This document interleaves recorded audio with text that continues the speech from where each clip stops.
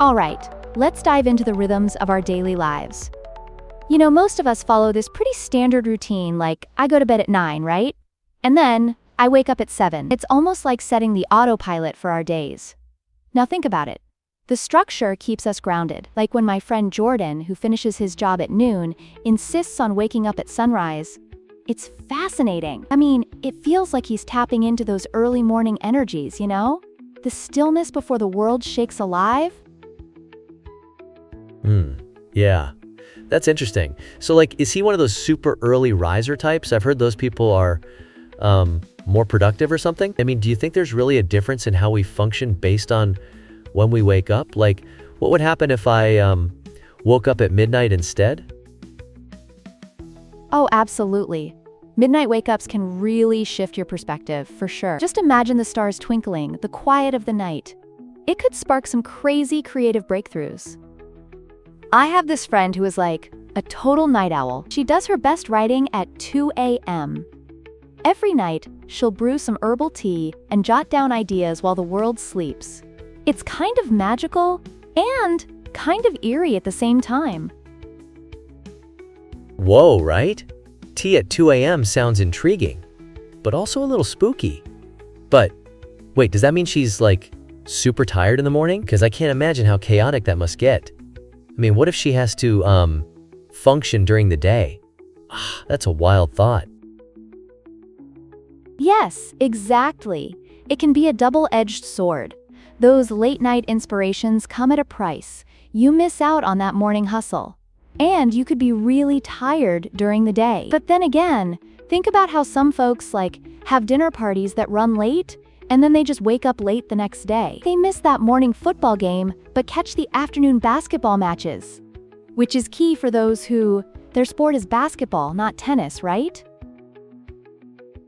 Haha, exactly. I mean, speaking of basketball, do you think playing any sport in the afternoon affects how you sleep at night? Like, if I play basketball in the afternoon, will I crash harder afterward? Or does it not really matter if it's a tense game or... That's a fantastic question. Playing sports, especially something like basketball, really elevates your heart rate. So post-game, you might experience a sort of crash. It's like your body is saying, "Whoa, that was intense. Time for recharging." And I mean, I know a guy who plays tennis in the morning, but he keeps his afternoons free. He says it allows him to unwind and digest the day.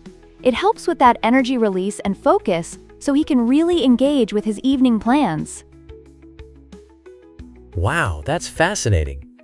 I mean, I didn't even think about how doing something physically demanding, like tennis or basketball, could set the stage for how we relax later on. So, what if someone, has big plans for dinner right after? Does that, mess everything up?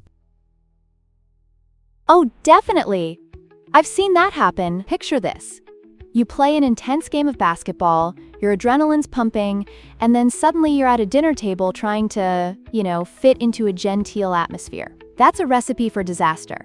You might be way too hungry, or even worse, tired from all the excitement. So, spacing out these activities is really important.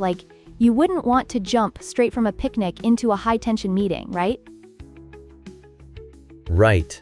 Haha, that's so true. You could be munching on sandwiches, still pumped up from the game while everyone else is, sipping wine and sharing stories about the weekend. That sounds like a recipe for, I don't know, chaos?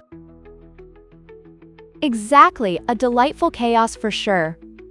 And just consider all those moments we have, maybe someone had a loving birthday card memory, or they were born on Christmas Day. Those stories are woven into our lives, and they remind us of the joyous and sometimes chaotic celebrations that ground us as individuals. Whether it's picnics or catching a horror movie on Halloween, they cement those connections with our routines. I love that. It's all about those connections and how they change over time. Could we go to the movies on a Sunday or just chill at home in pajamas? That reminds me. What's the wildest movie experience you've had that connected to a holiday?